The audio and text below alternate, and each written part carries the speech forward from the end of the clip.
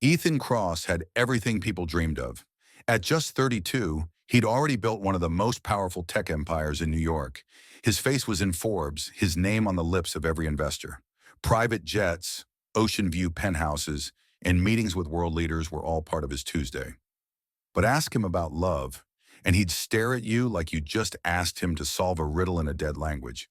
Despite the success, Ethan had a problem. One his PR team couldn't cover up with glossy features or filtered interviews. He was alone. Not just single, alone. No girlfriend, no partner, no one to call when things went wrong or right. It wasn't that he hadn't tried, he had. In fact, his PR team had arranged exactly 100 blind dates in the past year to soften his image. The idea was simple. Make Ethan look more human. It failed, spectacularly. Date number 1 had left halfway through dinner when he pulled out his laptop to demo a new app idea. Date number 6 had cried because he didn't laugh enough. Date number 12 asked what kind of car he drove, then ghosted him when he said he walked to clear his mind. Date number 42 told him flat out he was too intense. And by the time he reached date number 73, she said what they all seemed to be thinking. You're not normal. They wanted a billionaire fantasy. He just wanted someone who didn't treat him like a project or a paycheck. Now, on a rainy Thursday, Ethan sat in his office overlooking Manhattan, a coffee gone cold in his hand, his assistant Gwen reading out the latest crisis headlines. She paused, then said, "You've got one more date. Number 100. Should I cancel it too?" Ethan didn't respond. His gaze drifted to the rain tapping against the glass. 100 chances at connection. 99 had left him more confused, more distant, more convinced that real love just wasn't for people like him. He swiveled his chair back toward his desk and opened his laptop. "Cancel it," he said flatly. But Gwen didn't move. She just stood there with a look he couldn't quite place. And maybe, just maybe, that hesitation would change everything. Ethan sat in his office, staring at the rain outside his 42nd floor window. He had just canceled the 99th blind date. "That's it," he mumbled. "No more setups." Gwen, his longtime assistant, entered holding a tablet. "You're not canceling the last one." He didn't even look at her. "What difference does it make?" She dropped the tablet on his desk. "This one's different. No social media, no designer selfies, no agenda." Ethan sighed. "That's what they all say until they recognize me." Gwen shook her head. Ava Ramirez, 26, waitress at a family-owned diner in Sunset Park. Lives with her grandmother, college dropout, not because of grades, but because she had to work 2 jobs to help at home. That caught his attention. "She reads Steinbeck," Gwen added. "I mean actually reads, not quotes on Pinterest." Ethan raised an eyebrow. "You vetted her." "I had to make sure she wasn't another fame chaser." "She's not. She doesn't know who you are. I don't even think she has Wi-Fi." He leaned back. "And what's she doing in a 100-date publicity stunt?" "She didn't know until last night. Her cousin signed her up as a joke.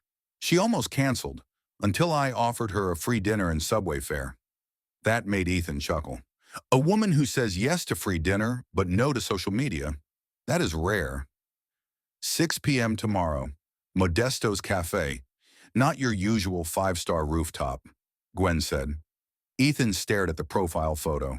Blurry, no filters, no designer clothes.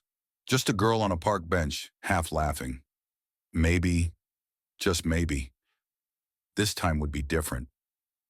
The rain hadn't stopped all day. Gray clouds blanketed the city like a warning sign. Ethan sat at a corner table at Modesto's Cafe, checking his watch for the 5th time. 6:17 p.m. He was ready to leave when the door swung open, the bell above it jingling offbeat. A girl stepped in, soaked from head to toe. Her black dress clung to her like a second skin, and her hair was pulled into a messy bun, strands falling loose from the downpour. She looked around, breathless, until their eyes met. "Ava Ramirez?" Ethan asked. She nodded, wiping water from her cheeks. "I'm so sorry. The subway got stuck, and then I forgot my umbrella. And this dress isn't even mine. I borrowed it from my cousin, and now it looks like a wet napkin." Ethan stood. You're fine, really. She looked at him, puzzled. Wait, you're Ethan? Yes. You don't look like your profile picture, she said, pulling out the chair across from him. That one's intimidating. He smirked. That was the point. They sat. A waitress handed them menus. Ava didn't even glance at hers. I'm fine with just a tea, thank you. Ethan watched her amused. Most of the women before her had demanded imported wine or caviar. Ava, meanwhile, was brushing raindrops off her sleeves like nothing mattered more. She noticed him staring. What? Do I have mascara all over my face? No, he said. I just wasn't expecting you. I wasn't expecting you either, she replied, sipping her tea. She still didn't know who he really was. There was no flicker of recognition, no starstruck awe. Just a woman trying to dry off and be polite. And that somehow made her unforgettable. The rain had stopped by the time they stepped out of the restaurant. The air was cooler now, fresher, as if the world had been washed clean for them. Ethan offered Ava his coat again, but she refused with a smile and a shrug, folding her arms to stay warm. They walked in silence for a few blocks until they stopped in front of a small rundown coffee shop tucked between a laundromat and a dollar store. This place okay? Ethan asked, unsure. Ava tilted her head, amused. It's perfect. Inside, the lights buzzed faintly overhead. The scent of burnt espresso, sugar, and something nostalgic, maybe cinnamon, lingered in the air. A college-aged barista glanced up and gave a nod as they entered. No one recognized Ethan here. No one whispered or stared. There were no white tablecloths or valet parking, just cracked leather booths and a jukebox that hadn't worked in years. Ava stepped up to the counter and didn't even hesitate. Just a plain filter coffee, please. Black. Ethan blinked. That's it? She turned and grinning. That's it. I don't need caramel drizzle or gold flakes in my cup. Just coffee. He chuckled softly and ordered the same. They sat at a corner table by the window, steam curling up from their mugs. For a few minutes, they just sat quietly, watching people pass outside. An old man walking a dog, a teenager running for the bus, a woman holding a crying baby. It's weird, Ethan finally said, breaking the silence. Nobody's ever taken me somewhere like this. You mean somewhere real? He nodded. Yeah, usually people want to impress me, or impress themselves by being near me. Ava didn't reply right away. She took a slow sip of her coffee and then studied his face, like she was trying to read a story he hadn't told yet. I don't really care about that stuff, she said. Money, status, it's all noise. I care about who someone is when no one's watching. Ethan looked down at his hands, almost embarrassed. And who do you think I am? Ava smiled. Still figuring it out. But so far, not a jerk. He laughed, genuinely. It echoed softly in the tiny cafe. That's progress. They talked then, really talked, about the books they read growing up, about the first time Ethan ran away from a party just to sit alone at a library, about Ava's favorite place in the city, a rooftop no one knew about, where the stars still peeked through the haze. She told him about the streets she walked every day, the people she saw, the way the city could crush you one moment and save you the next. And Ethan listened, not distracted, not calculating, just listened. For once, he wasn't the billionaire, and she wasn't the poor girl from the diner. They were just two people with warm coffee, a window to the world, and time. The coffee cooled, but their conversation didn't. The minutes bled into hours as night painted the windows in navy and indigo. The buzz of traffic outside softened, and the coffee shop emptied until they were the only ones left, save for the sleepy barista wiping down counters. Ethan was mid-story, something about a disastrous meeting with a European investor who brought his pet iguana, when Ava suddenly raised an eyebrow and leaned forward, grinning.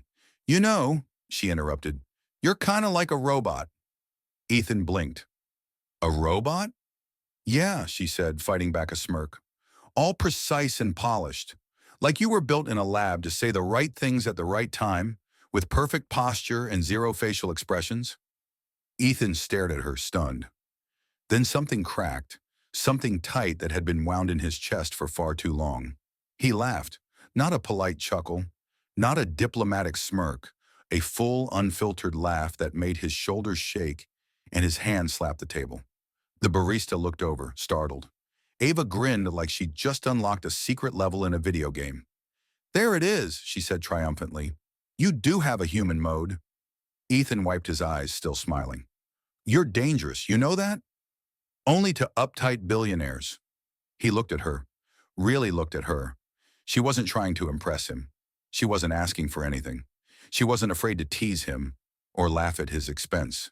She was real, and being with her made him feel more like himself than he had in years. Outside, the street lamps buzzed faintly. Ava glanced at the time on her phone and stood up reluctantly, pulling her coat around her. "Well," she said, "I should get going. Gotta work tomorrow."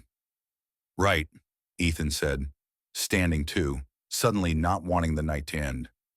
Ava hesitated at the door, then turned, biting her lip. "We could meet again, if you want." Ethan froze. The question hit him like a wave, simple, soft, but utterly unfamiliar. She wasn't asking for his number to chase headlines. She wasn't proposing a transaction. She was just offering time, a real yes, not to his wealth, not to his reputation, to him. He nodded slowly at first, then smiled. "I'd like that." The next morning, Ethan sat in his corner office overlooking half the city, surrounded by glass, steel, and silence. Sunlight filtered through the floor-to-ceiling windows, casting sharp shadows across the sleek conference table. His assistant dropped off the morning reports, but he barely looked at them. The quarterly numbers, international deals, expansion plans. They all blurred together like static, because all he could think about was a single, simple conversation over cheap coffee. Avenue. He opened his phone for what had to be the fifth time that hour. Her number was still there, saved as Ava, coffee. He hadn't changed it yet, hadn't dared to assign a last name or emoji or anything that might make it feel less fragile, less real. He stared at the empty message field. He wasn't used to this. Normally, he didn't wait to text. Normally, he didn't think twice, but this wasn't normal. Ava had flipped something in him, tilted his entire world slightly off its axis. He kept replaying her laugh, the way she called him a robot, the ease in her eyes when she wasn't trying to impress or be impressed. He locked his phone again, then unlocked it, then stared at the screen, thumb hovering. Then finally, like ripping off a bandage, he typed, "How are you today?" No overthinking, no cool lines, just honest. He pressed send, and then immediately regretted it. Was it too casual? Too soon? Too plain? What if she didn't ping? Her reply came less than 2 minutes later. "Doing all right. Survived a crazy morning shift and spilled coffee on myself, so that's a win. You?" Ethan exhaled, half relief, half something else he couldn't name. He found himself smiling, really smiling, as he read her message again. She didn't ask about his company. She didn't mention last night like it was a big deal. She just talked to him like a person. He typed back without hesitation. "Office is boring. Your coffee sounds more exciting than my meetings." Another ping. "I doubt that, but I bet you make fewer messes." And just like that, the shift began. Ethan leaned back in his chair, forgetting the looming deadlines and silent boardrooms. For the first time in years, his mind wasn't consumed with strategy or stock prices. It was focused on one person, one moment, one connection he hadn't seen coming. And for the first time, it felt like the start of something real. Ethan had been to every district in the city, glass towers uptown, art galleries in the west, private clubs tucked behind unmarked doors. But this neighborhood was different. The sidewalks were cracked. Kids played soccer with a dented soda can. A laundromat with flickering lights doubled as a community hub. There were no luxury cars, no tinted windows, just life. Raw, honest, and unfiltered. He checked the address on his phone again. Ava hadn't invited him, not directly.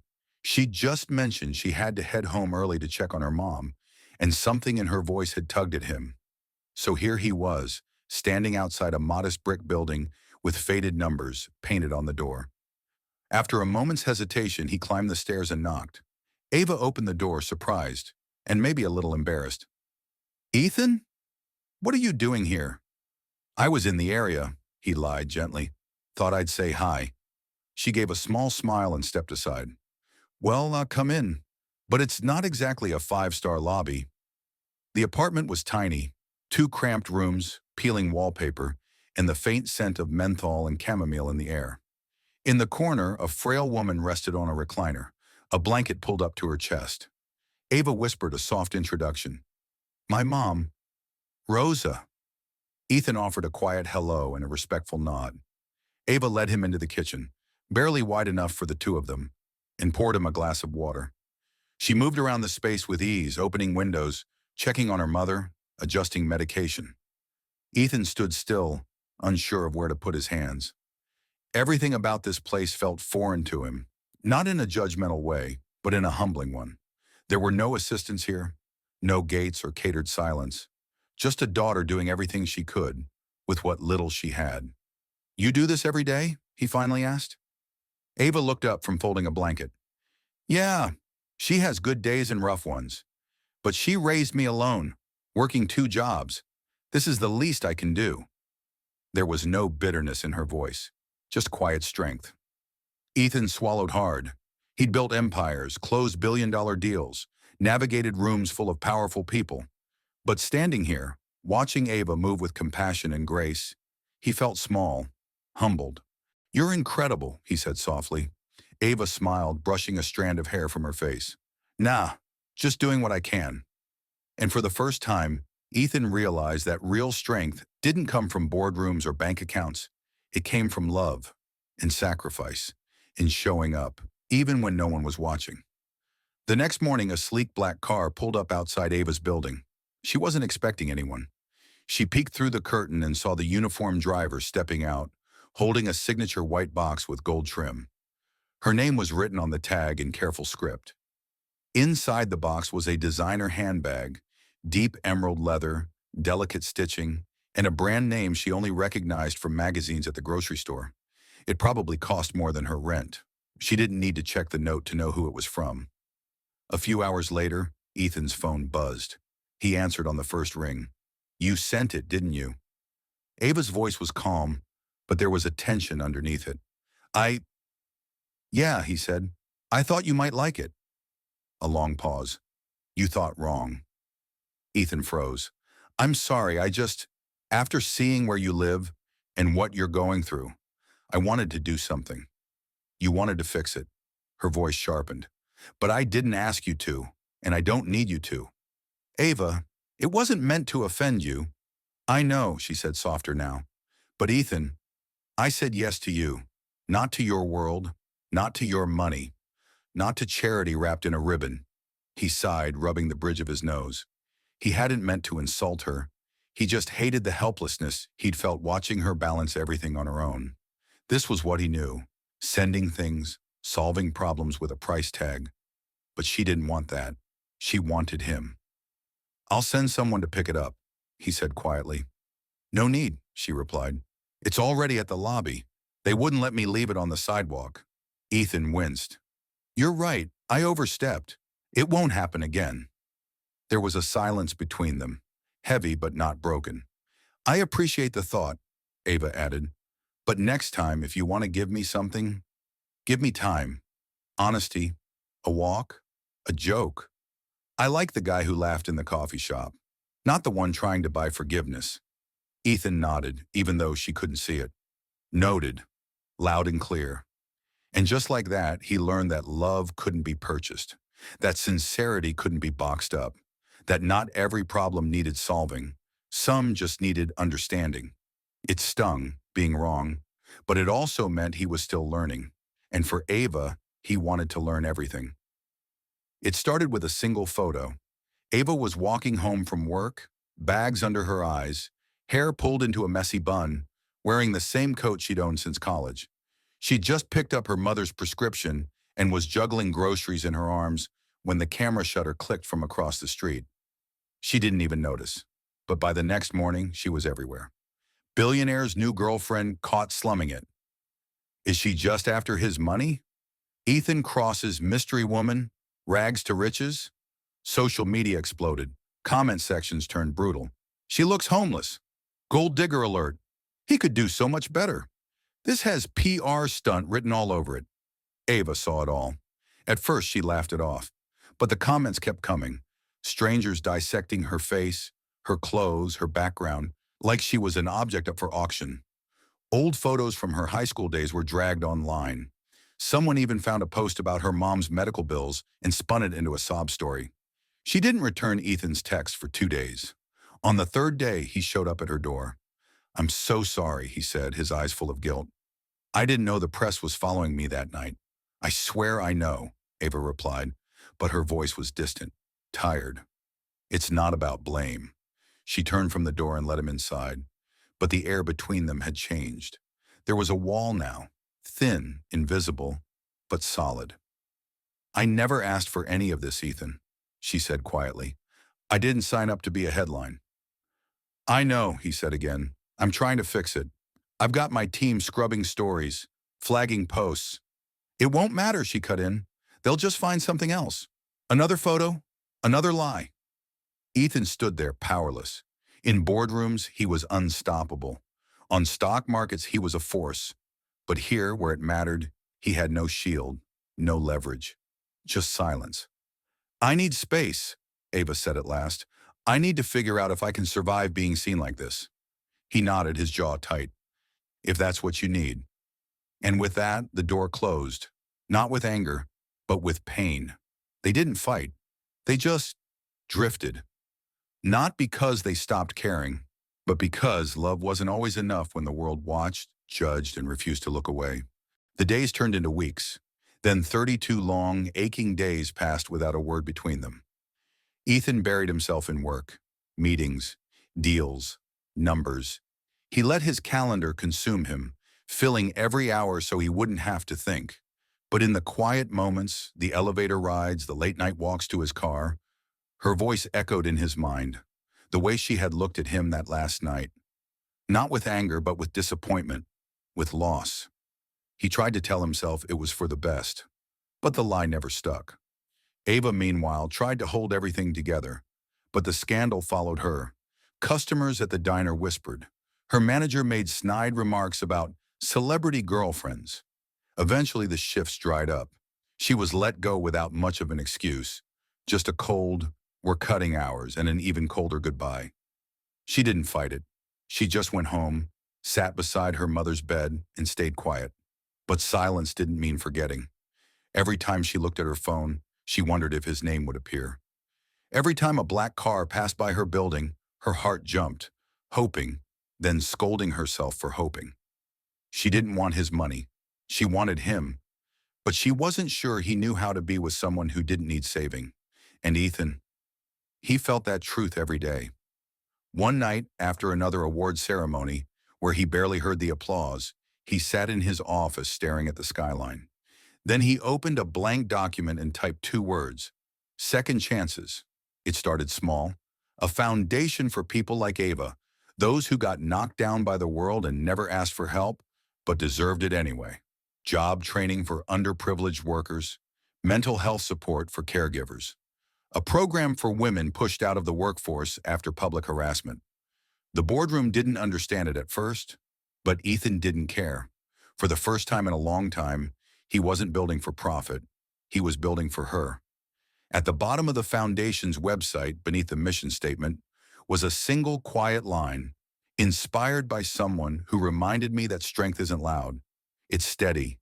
He never sent her the link, but maybe someday she'd find it and know that even in the silence, she had changed something in him forever. Winter crept in quietly, gray skies, bare trees, and the kind of cold that clung to your bones. Ava spent most of her time indoors, balancing odd jobs and caring for her mother, who had taken a turn for the worse. The cough had deepened. Her strength was fading. Then came the news Ava had been dreading. "She needs surgery," the doctor said gently. "Soon, or she may not make it through the month." Ava's heart sank. The cost was astronomical, far beyond anything she could afford. She didn't cry, not then. She just nodded, thanked the doctor, and walked home with a hollow ache in her chest. That night, she sat at the kitchen table with her head in her hands.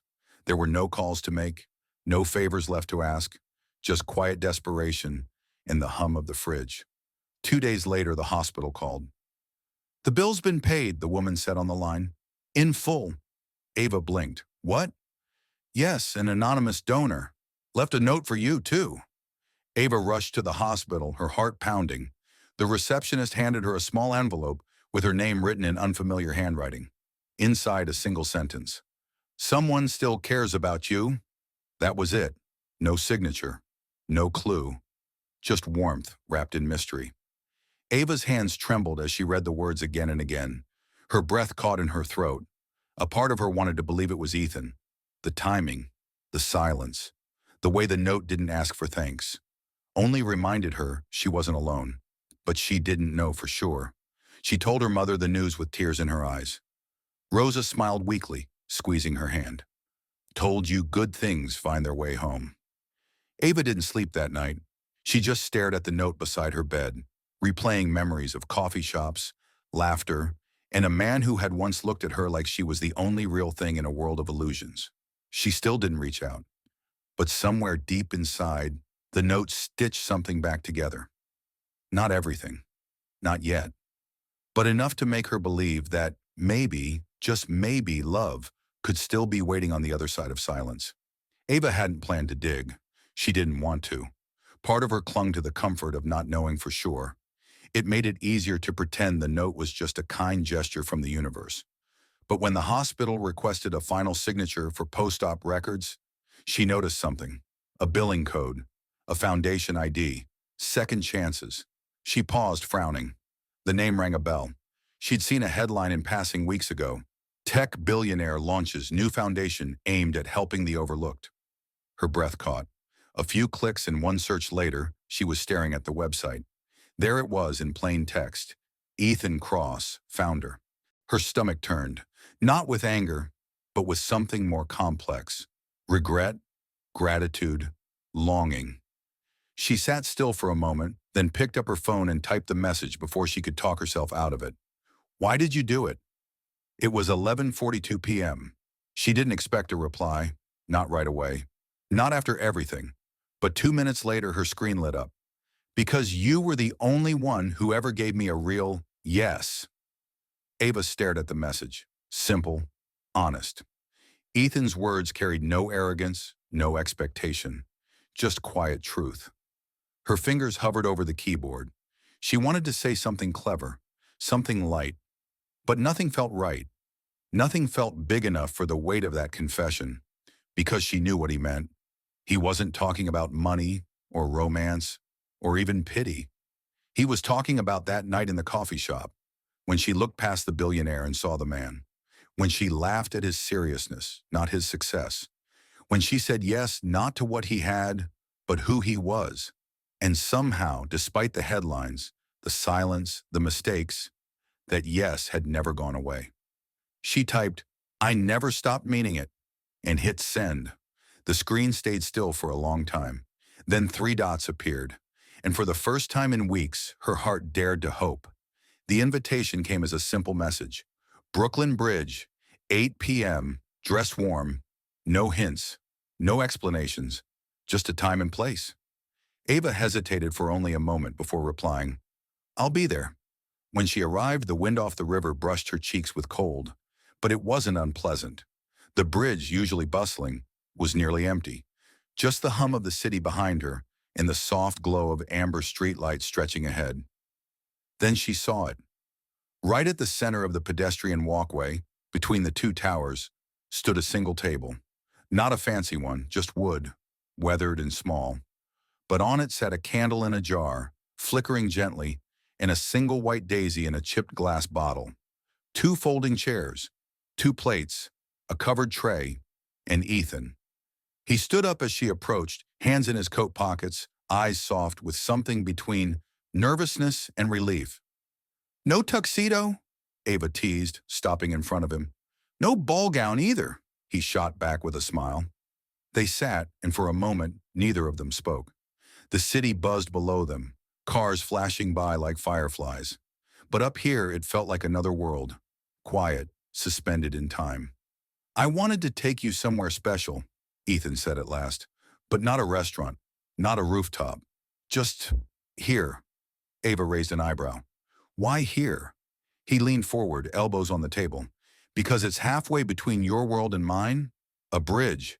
And because I figured if you said yes again, it should be somewhere real. She looked around at the wind, the lights, the simplicity of it all. Then she looked at him. No suit, no staff, no performance. Just Ethan. She smiled. You were right. He pulled the cover off the tray. It wasn't catered or complex, just two takeout containers from a little diner they both liked. She laughed, delighted. Gourmet? Only the best, he replied, offering her a plastic fork. They ate slowly, talking about nothing and everything. About how the wind always felt stronger at night, about the worst meals they'd ever had, about how strange it was that something so quiet could feel so full. There were no paparazzi, no headlines, no chaos, just them. And for the first time in a long time, it felt like the beginning again, only better. The wind picked up as the last bite of dinner disappeared. The bridge hummed with distant life, cars far below, a subway rattling in the distance, the soft whistle of air through steel cables.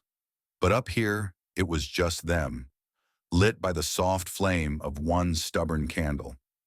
Ethan stood suddenly, reaching into his coat. Ava's eyes widened as he dropped to one knee. No crowd, no cameras, no glimmering skyline as backdrop. Just the wooden planks of the bridge beneath him, the cold air, and the trembling honesty in his voice. Ava, he began, eyes locked on hers, you changed everything.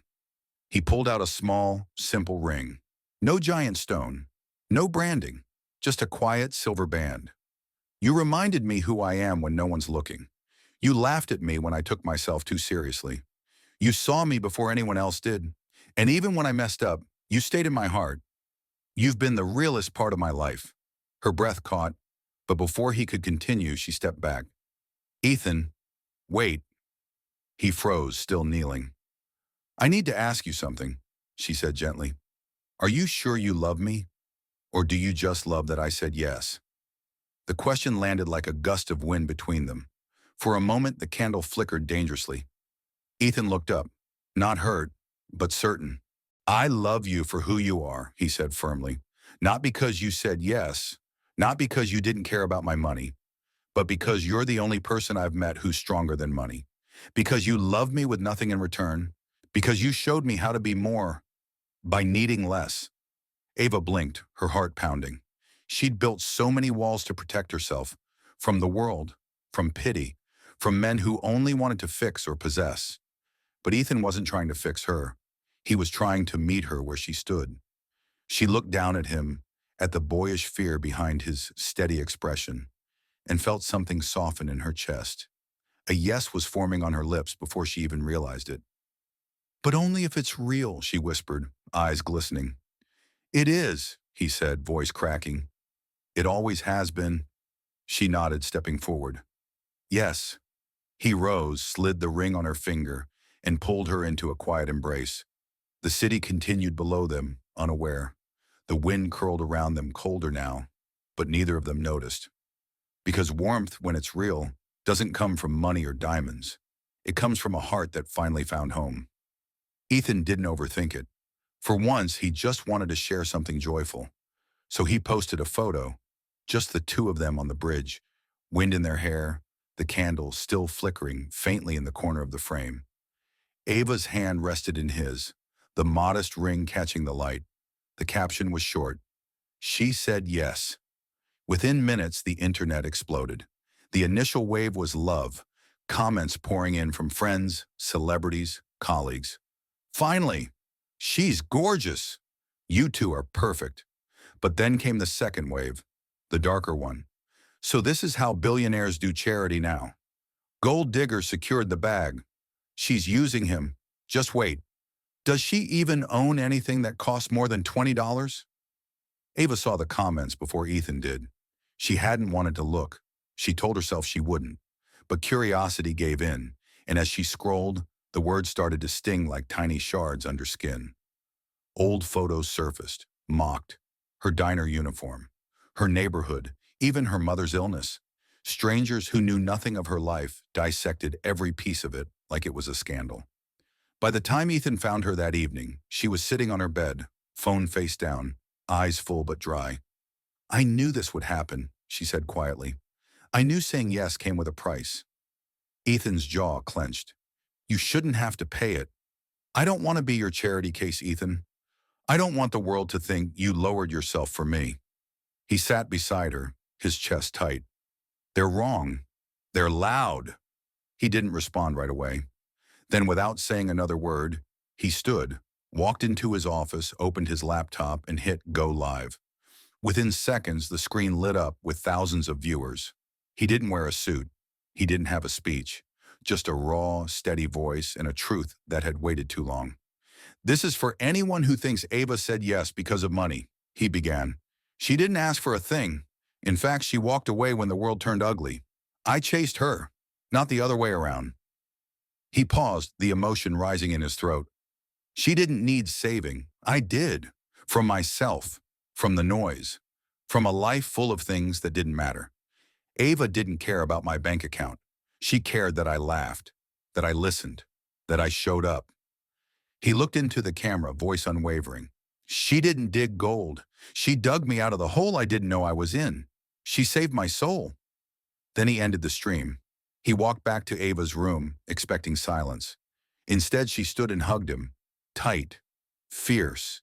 And for the first time since the post, the noise faded. Not gone, but no longer loud enough to drown out the truth.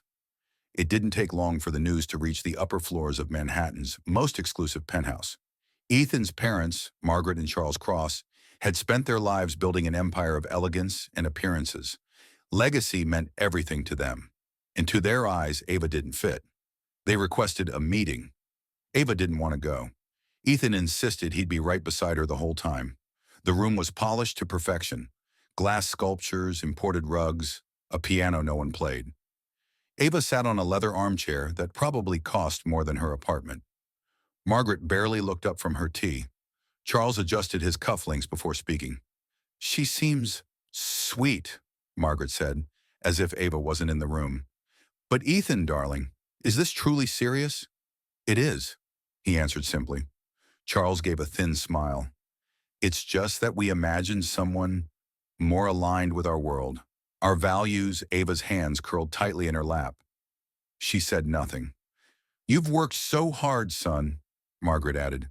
"Think of the board, the shareholders, the headlines. A woman like this." "Like what?" Ethan snapped, his voice suddenly sharp. Margaret blinked. "Unrefined. From a different class." Ava stood then, quiet but firm. "Thank you for the tea." She turned to leave, but Ethan caught her hand. "I'm not letting you walk out just because they don't see what I see." "Ethan." "No." He faced his parents, his jaw tight. "I'm not a child. I don't need your blessing. I'm not marrying your stock portfolio. I'm marrying her." Margaret stood now too, trying to compose her voice. "Ethan, don't be rash. You're letting emotions cloud your judgment." "No," he said coldly. "I'm letting them guide it. For once." Charles stepped forward. "And what about your legacy?" Ethan looked at Ava, then back at his father. "My legacy starts with her."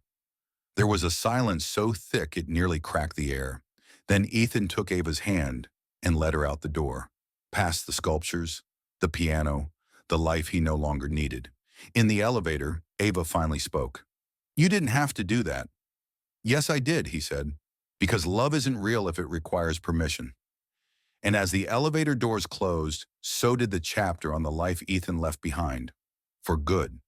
There were no engraved invitations, no designer gowns flown in from Paris, no paparazzi waiting behind velvet ropes. Instead, there were folding chairs scattered across a quiet, green corner of Prospect Park. The grass was still damp from the morning dew. A few children laughed in the distance. Birds flitted through the trees overhead. The world in all its chaos seemed to pause for this moment. Ava stood beneath a simple arch draped with fabric and wildflowers, handmade by friends from her old diner job. Her dress was secondhand, soft ivory lace with tiny imperfections, that made it more beautiful. Her hair was pinned back with a daisy, just like the one Ethan once placed in a jar on that bridge. She was barefoot. So was he. Ethan wore a white button-up rolled at the sleeves, no tie, pants slightly wrinkled from sitting cross-legged on the grass minutes before the ceremony. There was no best man, no towering cake, no violin quartet, just love, quiet, real, and rooted. Dozens of people gathered, not for the spectacle, but for the story. The diner staff, Ava's neighbors, nurses who helped her mother, employees from Ethan's foundation, people who'd once been invisible to the world, all standing witness to something that couldn't be bought. As Ava walked toward him, the guests stood, but no music played, only the rustle of leaves in the breeze and the soft sound of hearts opening. When she reached him, Ethan took her hands, his eyes never leaving hers. "You look," he began, but his voice caught. "I know," she whispered. "You do too." The officiant, a retired librarian Ava used to read with as a child, cleared her throat, holding back tears. They didn't write long vows, just honest ones. "I used to think love was something you had to earn," Ethan said. "But then you showed me it was something you give. Freely, fiercely." Ava smiled, eyes shimmering. "I used to think I wasn't meant for fairy tales. But then I realized, real love isn't a fairy tale. It's showing up. It's trying again. It's choosing someone even when it's hard." They exchanged rings, plain, silver, and identical. Nothing flashy, just a quiet promise wrapped in metal. "I now pronounce you husband and wife," the officiant said gently. "You may kiss." But Ethan didn't wait. He kissed Ava like she was air, like she was gravity, like she was home. The crowd erupted in cheers and laughter. Someone popped a bottle of sparkling cider. A dog barked. A child ran through the grass with bubbles. Ava laughed, the kind of laugh that fills the soul and silences every cruel word ever written about her. Her eyes closed, her head tilted toward the sun, her heart wide open. She didn't need diamonds. She had something richer. And her smile, priceless. The wedding didn't end their story. It began it. A month after exchanging vows in the park, Ethan called an emergency board meeting.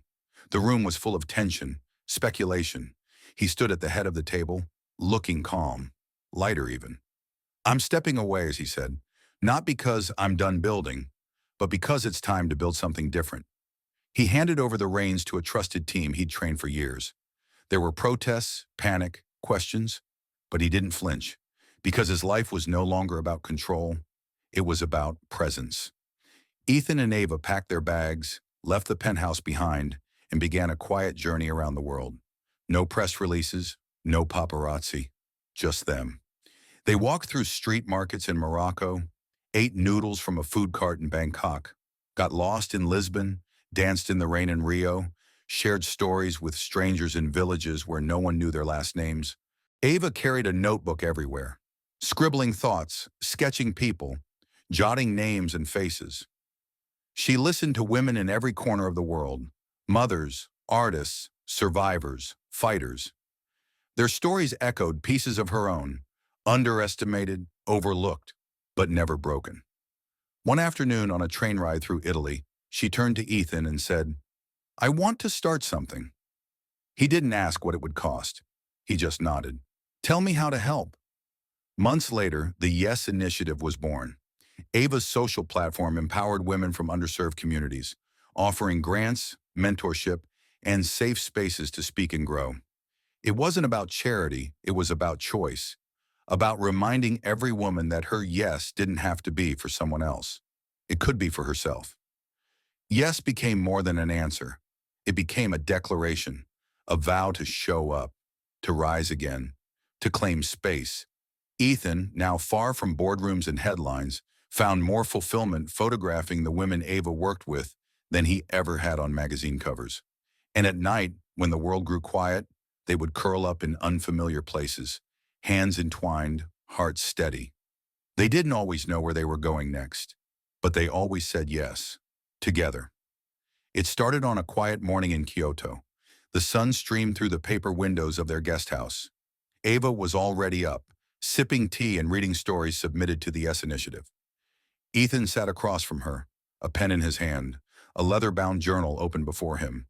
He'd been thinking about them for weeks, the 99 women he had met before Ava, the blind dates, the forced smiles, the awkward silences and polite goodbyes.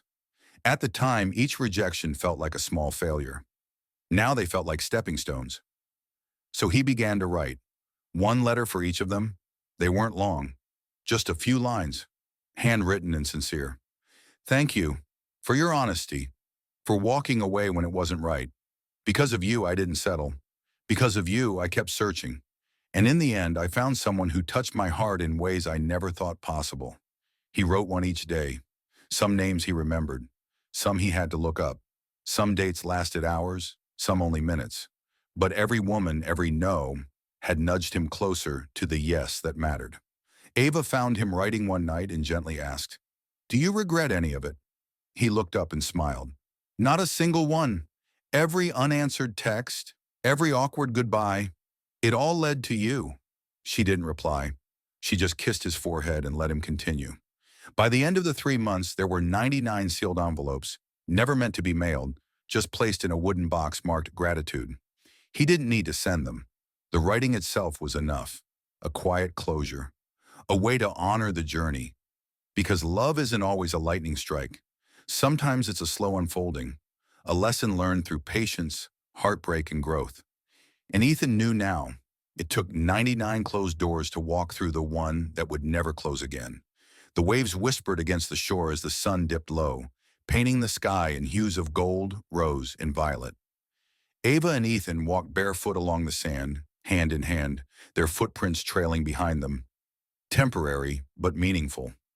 It had been nearly a year since their wedding in the park, a year of quiet mornings, crowded markets, shared purpose, and laughter that didn't need an audience. The world still talked about them from time to time, headlines that came and went, but neither paid them much mind anymore. Here, on this quiet beach in a country where no one knew their names, they weren't anyone but themselves. Ethan skipped a stone across the water, watching it bounce once, twice, then vanish.